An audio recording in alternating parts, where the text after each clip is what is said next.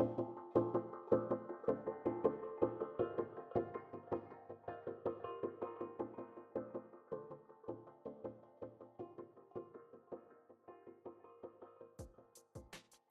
and welcome to the How to Watch Football podcast. My name is Grant McKenzie and I'm joined on the line by Greg Gordon. This is episode 1 of the How to Watch Football podcast, exclusively on howtowatchfootball.co.uk. And we're going to take this episode really just to sort of introduce ourselves, introduce the website, and really what our sort of probably our mission statement or our manifesto is for How to Watch Football, what we intend it to be as a site for football fans.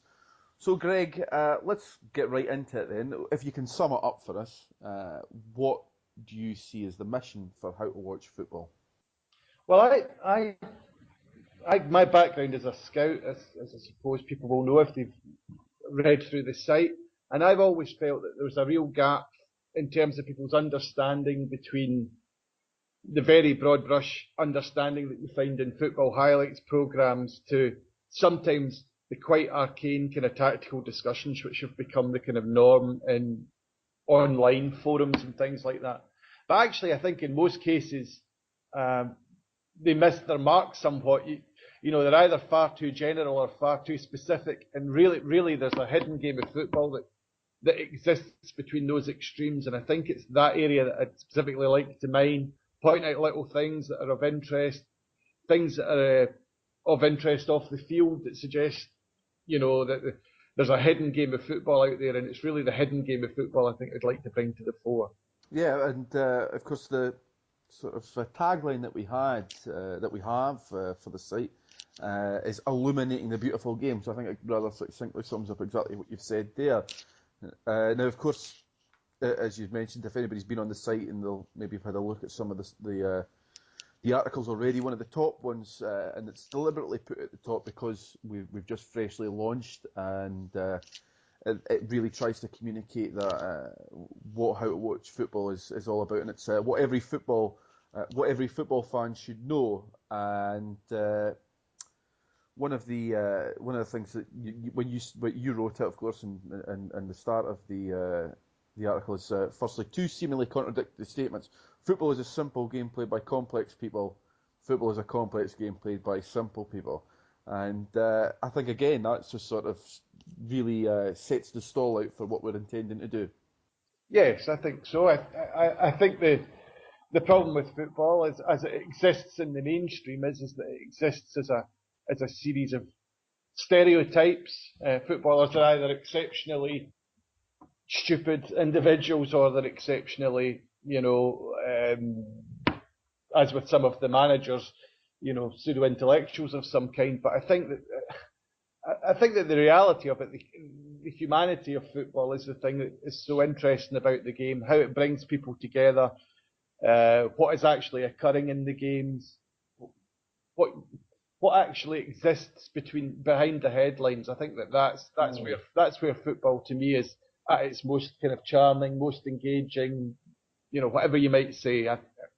And I think we sometimes miss that. I don't think the press serves us particularly well in that regard, and I don't think football does a very good job of communicating its own stories. And I would like to think that somehow we could maybe bridge that gap for people. Yeah, and delve a little bit below the surface. As you mentioned, the press and the media and the way in which the football sort of presents itself, it doesn't take you to that sort of hidden layer, which we've been lucky enough to sort of see almost see the wizard behind the curtain, and understand, your background as a scout, my background working within a professional football club's media department, and having access to that sort of behind the scenes element, speaking to the coaches, understanding why they do the certain things that they do, the players as well. And I've certainly found through my experience, and I'm sure you're exactly the same, that having that being able to see that hidden layer, that behind that curtain, has improved your enjoyment of football. It's certainly increased my enjoyment. I now watch it in a very different way than I did when I very first started watching football as a kid. Obviously, everybody sort of goes through learns about football and develops a way in which they watch it. But I certainly developed an appreciation for a different side of the game that is there to see if you can if you're able to speak to the right people and get that expertise. Yes, I think that's definitely the case, and I think the thing that I particularly realise as an older gentleman now is that the more you watch, the more you think about it, the more you read about it, the more exposure you have, the more football reveals itself, and it reveals itself as a game of hidden depths that I didn't probably quite appreciate when I was a teenager. And I don't know. I just think it's a game that rewards study. I mean, I think there are a lot of examples of things in life that you can spend lots of time doing. That there's a law of diminishing returns, but I've never found that with football. I always found that the more you give, the more it gives back to you. So I'd like to be part of that process for other people as an enthusiast for the game, and I think at heart, I think I still remain a fan, albeit I'm a very different fan from the person who buys a season ticket to go and support their club week to week. And that leads me on quite neatly to what my next sort of point I was going to raise was one of the things that we do want to do is try and shine a light on those within the game who maybe don't, for whatever reason, don't get the headlines or the plaudits or the recognition necessarily that they deserve. And we're talking about obviously some players, but coaches, scouts. Those that are not the front and centre, necessarily the front and centre stars of the media presentation of, and that's no slight on the media, it's the way that football's covered, the manager is, and the players are the stars, but there are a whole host of different experts and really talented people in there behind, from your coaches to your scouts, and there's already a couple of articles up talking about some of the managers and looking at, for example, there's a great one on John Barr, the legendary Leeds United scout, and you've also put together a really excellent explanation of what a next opponent analyst looks for when they're looking at when they're putting together a next opponent report for a manager. And Yep. that you would agree then that's definitely one of the things that we want to try and bring to the fore and give a platform and some recognition to those sorts of people.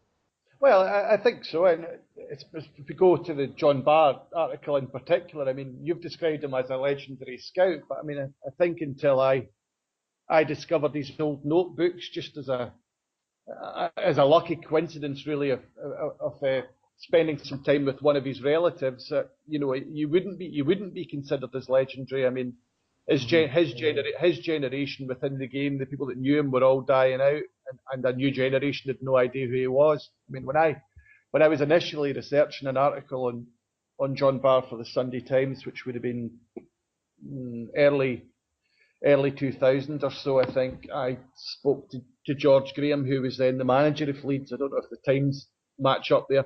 George Graham, the manager of Leeds, and although John was still working for Leeds in a capacity as a Scottish scout, George Graham had never come across him before, had no idea of his work, and had no sense of the signings that he'd made over time. And yet, this was the same man that Sir Alex Ferguson would admit by his own word of mouth. He wouldn't be half the manager he was if John Barr and Jimmy Dickey hadn't spent so much time with him, schooling him in the game as a young manager at St Mirren and Paisley.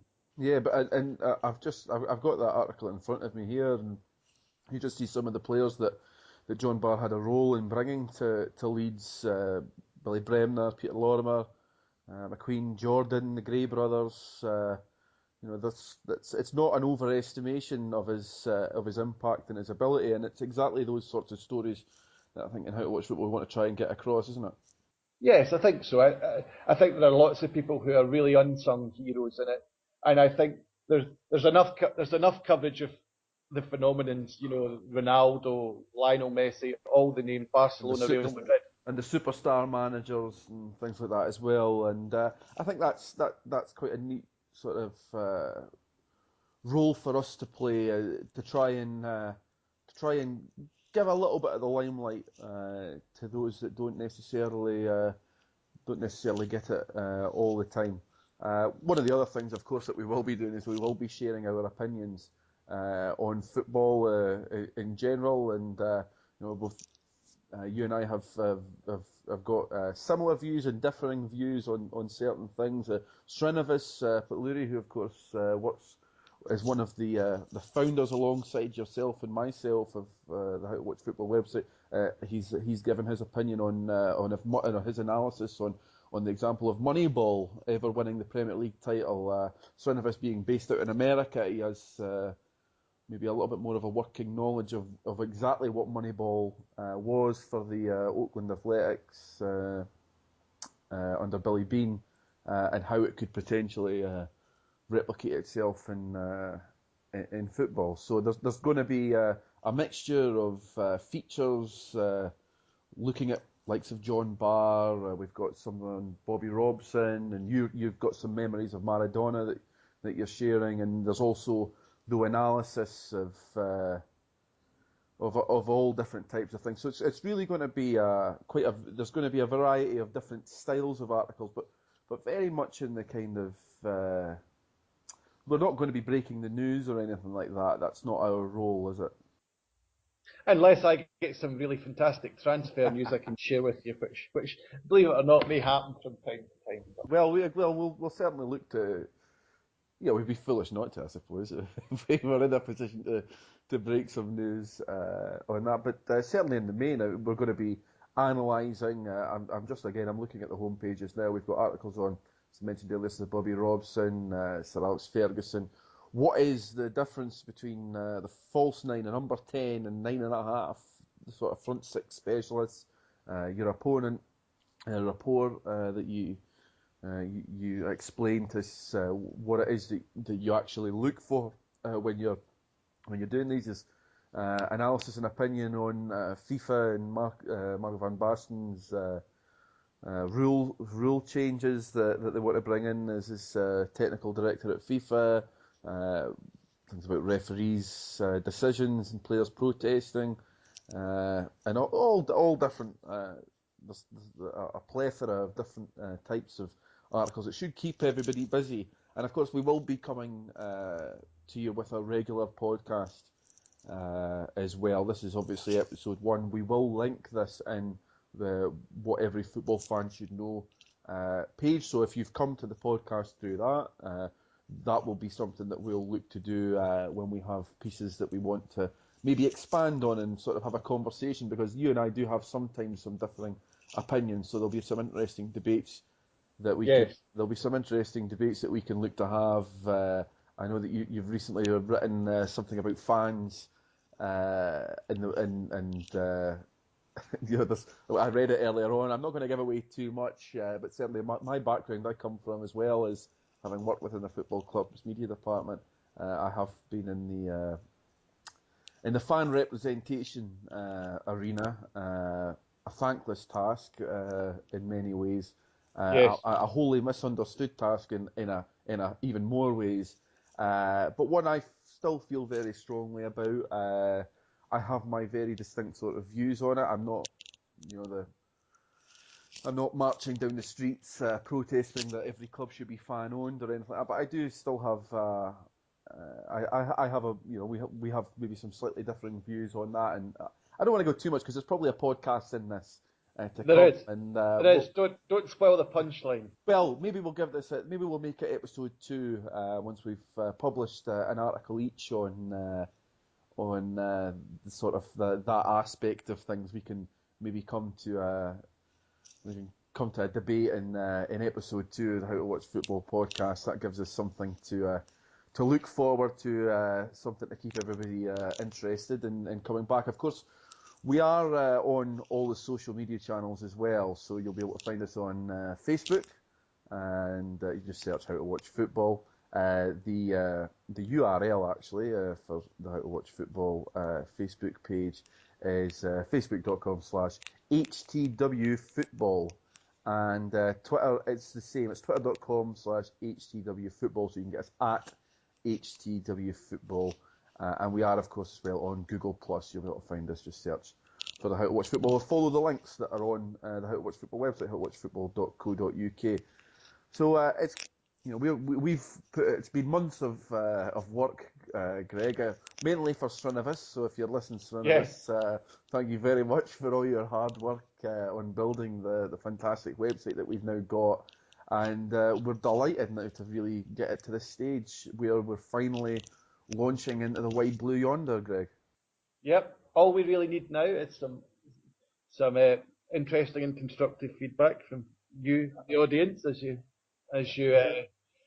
go along, and hopefully we can provide you with answers to the football questions that you would like to know answers to too, as well as the things we would like to write about. Of course, yeah. You'll be able to find us, as I said, on Twitter, so you can get involved in the conversation there on all the social channels. You're also able to leave comments on absolutely every article that we do.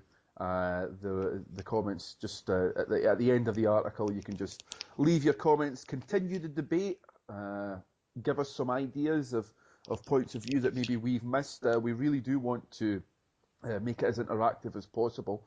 This is not just this is not about us and it just being about us giving our views. We do want to hear what you've got to say. If you think there's a story out there that we should maybe look into and discuss, it's something that of merit. If there's maybe an unsung hero at the club you support that you think deserves some credit, you can get in touch with us. You can email us, mail@howtowatchfootball.co.uk, and you'll be able to give us your views on anything, on all the content, on the podcasts, on all the articles, and we really look forward to hearing from you. So, Greg, is there anything else really that we need to tell our listeners as we end episode 1 of the How to Watch Football podcast?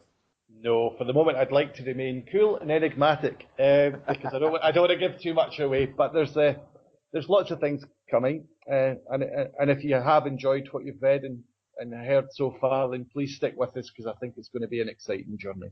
Exactly, and I think I'd like to just sort of echo that as well. It is really going to be an exciting journey.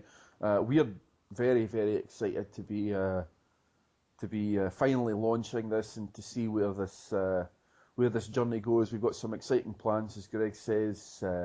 So it is very much a case of watch this space, and you'll be able to get lots of really interesting content, articles, viewpoints, and all the articles that are available on the site.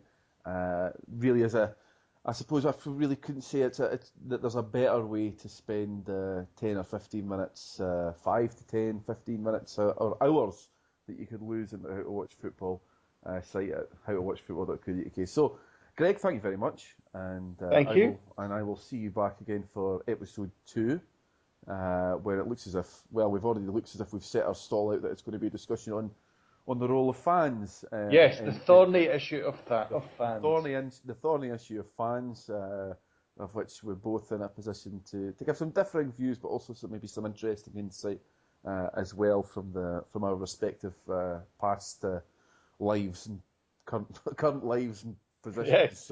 Yes. Before we were reincarnated. Exactly. So, on behalf of the team here at How to Watch Football, thanks very much for listening. Don't forget, of course, please follow us at HTW Football on Twitter and on Facebook. Thanks very much for listening, and we'll see you at episode 2 of the How to Watch Football podcast.